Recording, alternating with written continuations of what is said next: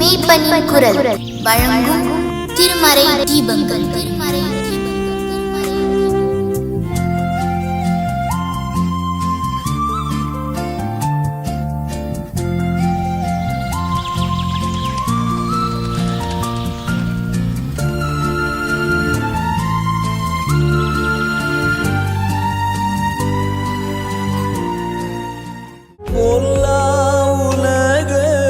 சிற்றின்பங்கள் எல்லாம் அழியும் மாயை.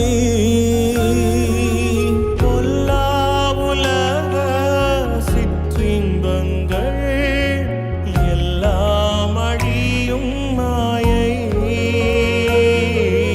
காணாய் நிலையான சந்தோஷம் பூவில் கர்த்தாவின் அன்பண்டை வா. காணாய் நிலையான சந்தோஷம் பூவில் கர்த்தாவின் அன்பண்டை வா. சிலுவை சுமந்த உருவம் சிந்தின ரத்தம் புரண்டோடி போலவே பாய்கின்றது. அந்த சிலுவையின் அண்டை எங்கள் ஒவ்வொருவரையும் இழுத்துக் கொள்ளுவீராக. எல்லா மனுகுலத்திற்காகவும் உடைய இரத்தத்தை சிந்தினீரே. Draw us close to you, God. எங்கள் ஒவ்வொருவரையும் தேவன் அண்டை இழுத்துக் கொள்ளுவீராக. ஒருவரும் கெட்டு போவது உடைய சித்தம் அல்லவே. Draw us, O God. கர்த்தர் செய்த உபகாரங்கள் கணக்குரைத்து என்னலாகுமோ. கர்த்தர் செய்த உபகாரங்கள் கணக்குரைத்து என்னலாகுமோ. ரட்சிப்பின் பாத்திரம் கையில் ஏந்தி இரட்சகரை தொழுகிறோம். ரட்சிப்பின் பாத்திரம் கையில் ஏந்தி இரட்சகரை தொழுகிறோம். தேவா பிரசன்னம் தாருமே. தேடிவும் பாதம் தொழுகிறோம். தேவா பிரசன்னம் தாருமே. தேடிவும் பாதம் தொழுகிறோம். இயேசுவே உம் திவ்ய நாமத்திலே இன்பமுடன் கூடி வந்தோமே. கர்த்தர் எனக்கு பாராட்டின உபகாரத்திற்காக அவருக்கு நான் என்னத்தை செலுத்துவேன்? ரட்சிப்பின் பாத்திரத்தை எடுத்து அவருடைய நாமத்தை தொழுது கொள்ளுவேன். ஆண்டவரே, வாழ்நாளெல்லாம் உமக்காய் உம்முடைய சித்தத்தை செய்கிறவர் சந்ததியாய் எங்கள் ஒவ்வொருவரையும் எழுப்புவீராக. அற்புதமாம் அவர் அன்பு அன்பினோர் காக்கும் தூய அன்பு. அற்புதமாம் அவர் அன்பு அன்பினோர் காக்கும் தூய அன்பு. இப்பூவினில் இவரை போல் அன்பர் எவருண்டு. இப்பூவினில் இவரை போல் அன்பர் எவருண்டு. இந்த பூமியில உம்மை போல எங்களை நேசிக்க, உம்மை போல எங்களை நடத்த வேறே நாமம் இல்லையே.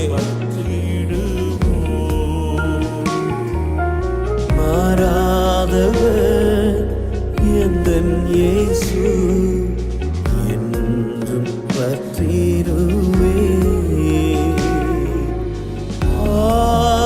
பேரின்பம் அவர் என் தஞ்சமே.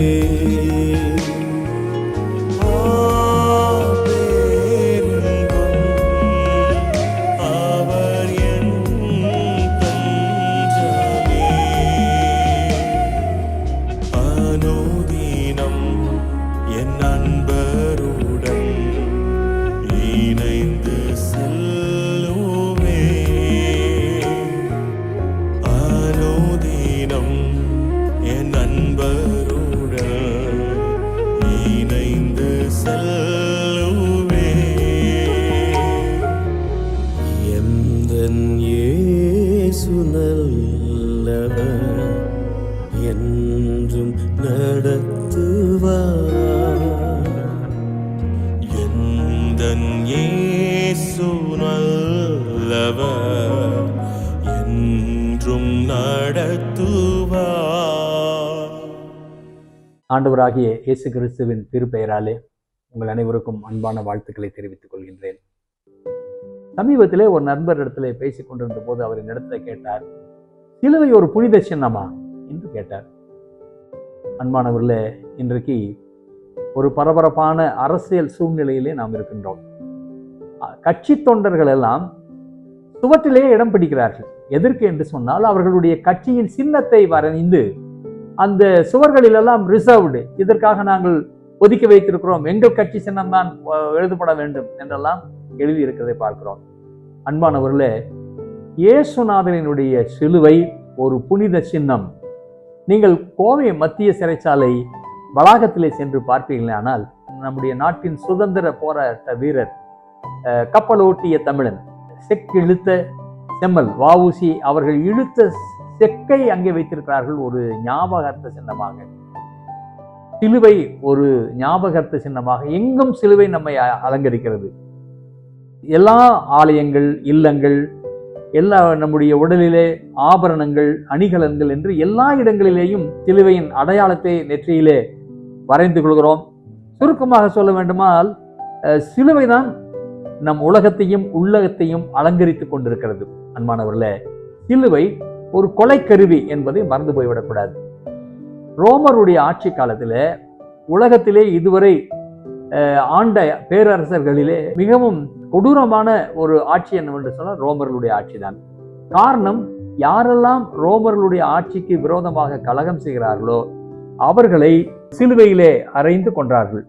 ஆகவே இந்த சிலுவை என்பது ரோமர்களுடைய காலத்திலே பயன்படுத்தப்பட்ட ஒரு கொலைக்கருவி என்பதை நாம் மறந்துவிடக்கூடாது. இன்றைக்கு கூட நம்ம நாட்டில் கூட எப்படி கொலை குற்றத்திற்கு தண்டனை கொடுக்கிறார்கள்? தூக்கு கயிறு தான், தூக்கு கயிறு தான் செய்யறாங்க. அரேபிய நாட்டில் நீங்கள் பார்ப்பீர்களானால் கல்லறிந்து கொள்கிறார்கள். கடுமையான குற்றம் செய்தவர்களை மரண தண்டனை விதிக்கின்ற பொழுது இப்படிப்பட்ட கருவிகளை பயன்படுத்துகிறார்கள். ஆனா இன்னைக்கு உலகம் ரொம்ப முன்னேறிச்சு. மேலை நாடுகளில மின்சார நாற்காலியில வச்சு ஒரு சுவிட்சை போட்டோன்னா முடிஞ்சிடலாம். அன்பானவர்களே, சிலுவையும் ரோமருடைய காலத்தில பயன்படுத்தப்பட்ட ஒரு கொலைக்கருவி என்பதை மறந்துவிடக்கூடாது. சரி, இயேசுநாதர் சிலுவையில அறிந்து கொல்லப்படும் படிக்கு அவர் என்ன தவறு செய்தார்? அவர் இயேசுநாதர் சிலுவையில அறையும்படிக்கு என்ன குற்றம் புரிந்தார்? என்னிடம் பாவம் உண்டென்று யார் உங்களில் சொல்லக்கூடும்? இயேசுநாதர் கேட்கிறார். யோவான் எழுதிய நற்செய்தி நூல் 8ஆம் அதிகாரம் 46ஆம் வசனத்துல, என்னிடத்திலே பாவம் உண்டென்று உங்களில் யார் சொல்லக்கூடும்? இயேசுநாதர் ஒரு பாவமும் அறியாதவர்.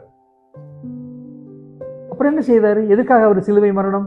திருமறை சொல்லுகிறது, இயேசுநாதர் எப்பொழுதும் நன்மை செய்கிறவராரே சுற்றி திரிந்தார். கலிலேயா முழுவதும் அவர் எல்லா மக்களுக்கும் நன்மை செய்தவராக சுற்றி திரிந்தார். அப்புறம் ஏன் அவர் சிலுவையில் அடைஞ்சாங்க அப்படின்னா ஒன்றுமே இல்லை. இது அப்பட்டமான பொறாமை, அப்பட்டமான எரிச்சல், கோபம். இவற்றினால்தான் ரோமருடைய ஆட்சியாளர்களும் யூத சமய தலைவர்களும் அவர்கள் இந்த கை கோர்த்து சிலுவையை ஏற்பாடு செய்து இயேசுநாதரை அதிலே சிலுவையில அறைந்து கொண்டார்கள். சிலுவை ஒரு மீட்பின் சின்னம் என்பதை மறந்து போய்விடக்கூடாது. மார்க் எழுதிய நற்செய்தி நூல் 10ஆம் அதிகாரம் 45ஆம் வசனத்துல, மனுஷகுமாரன் ஊழியம் கொள்ளும்படி வராமல் ஊழியம் செய்யவும் அநேகரை மீட்கும் பொருட்டு தன் ஜீவனை கொடுக்கவுமே வந்தார் என்று சொல்லப்பட்டிருக்கிறது. அன்பானவர்களே, சிலுவையின் மூலமாக மனிதன் பாவத்திலிருந்து மீட்கப்படுகிறான். இந்த மீட்பின் சின்னமாக தான் சிலுவை அமைந்திருக்கிறது. இயேசுநாதர் சொல்றாரு, மக்களை பாவத்திலிருந்து மீட்பதற்காக தன் ஜீவனை கொடுக்கவுமே வந்தார் என்று சொல்லப்பட்டிருக்கிறது.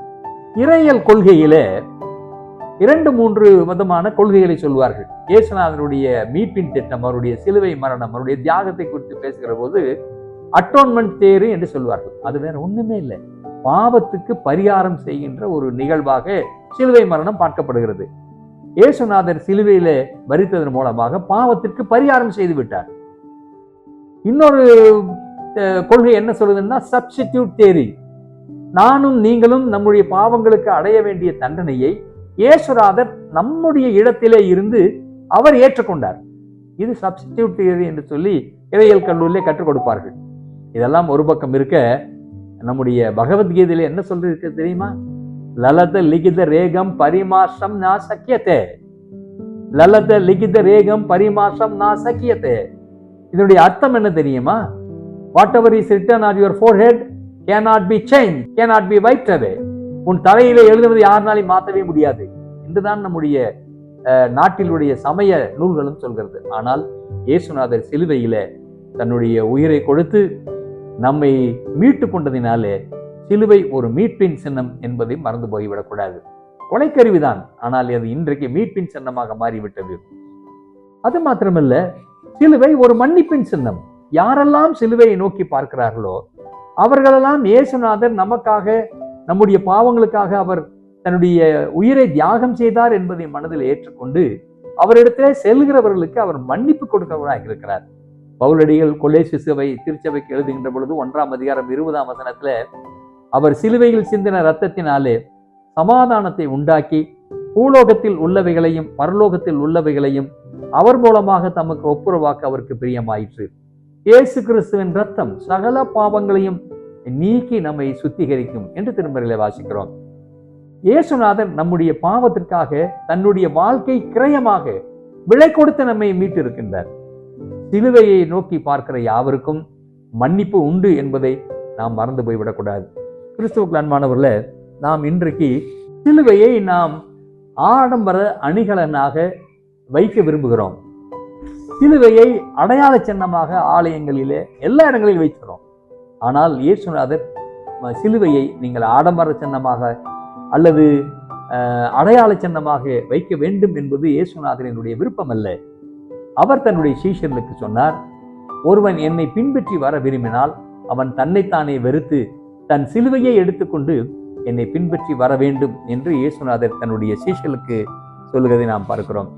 கிறிஸ்துவுக்கு அன்பானவர்களே, நாம் எல்லோரும் இந்த சிலுவையை அலங்கார பொருளாக அல்ல, சிலுவையை நாம் அனுபவிக்க கடவுள் நம்மை அழைக்கின்றார். மத்திய தரைக்கடலை ஒட்டி இருக்கின்ற கிரேக்க நாட்டிலே ஏதேன்ஸ் நகரம் மிக முக்கியமான ஒரு இடமாகும். அநேக வல்லுநர்கள், கவிஞர்கள், மெய்யியலாளர்கள் இவையெல்லாம் உருவாக்கியது அந்த ஏதேன்ஸ் நகரத்தினுடைய மண் தான். அதிலே சாக்ரட்டிஸ் என்கின்ற ஒரு பெரிய தத்துவ ஞானி வந்தார். ரொம்ப குட்டையா இருப்பாராம், பருத்த உருவமா, வழுக்கை தலை, வட்ட முகம், விரிந்த மூக்கு, அகன்ற வாய், ஆழ்ந்த சிந்தனை, இப்படியெல்லாம் சாக்ரட்டிஸ் அவர்களை பற்றி சொல்வார்கள்.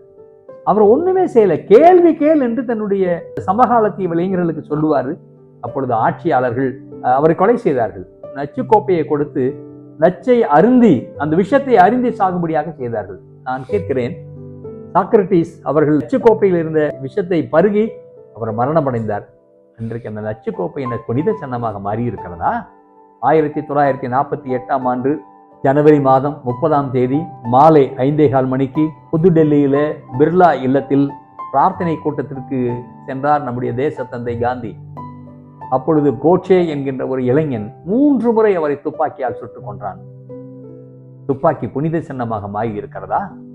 இல்லையே. ஆனால் சிலுவை மாத்திரம் புனித சின்னமாக மாறியிருப்பதற்கு ஒரே ஒரு காரணம் என்னவென்று சொன்னால், அந்த சிலுவையிலே மரித்தவர் நம்முடைய பாவங்களுக்காக அவர் மரித்திருக்கின்றார். இந்த சிலுவையை அவர் மீட்பின் சின்னமாக மாற்றி இருக்கின்றார். சிலுவையிலே மன்னிப்பு நமக்கு கிடைக்கிறது. சிலுவைதான் சித்தாந்தம். கிறிஸ்துவனுடைய சித்தாந்தமே சிலுவைதான். அந்த சிலுவையை எடுத்துக்கொள்வதற்கு கடவுள் நம்மை அழைக்கின்றார். கோயம்புத்தூர் திருமண்டலத்தில் இருந்த முன்னாள் பேராயர் பிஷப் அப்பாசாமி அவர்கள் சொல்வார்கள், கிராஸ் இஸ் ஹெவன் என்று சொல்வார்கள். சிலுவைதான் பரலோகம் என்று சொல்லுவார்கள். அந்த சிலுவையை சுமப்பதற்கு நாம் ஆயத்தமா? சிலுவை ஒரு புனித சின்னம். இந்த சிலுவையிலே உலக மீட்புக்காக ஒருவர் தன்னுடைய இன்னுயிரை கொடுத்திருக்கின்றார். இந்த சிலுவையை நாம் வாழ்விலே ஏற்றுக்கொண்டு மீட்படைவோம், மன்னிப்பு பெறுவோம். ஏன் இந்த உலகத்திலே ஆண்டவருக்கென்று சான்று பகருவோம். தந்தை, மைந்தன், தூய ஆவியின் திருப்பெயராலே ஆமென்.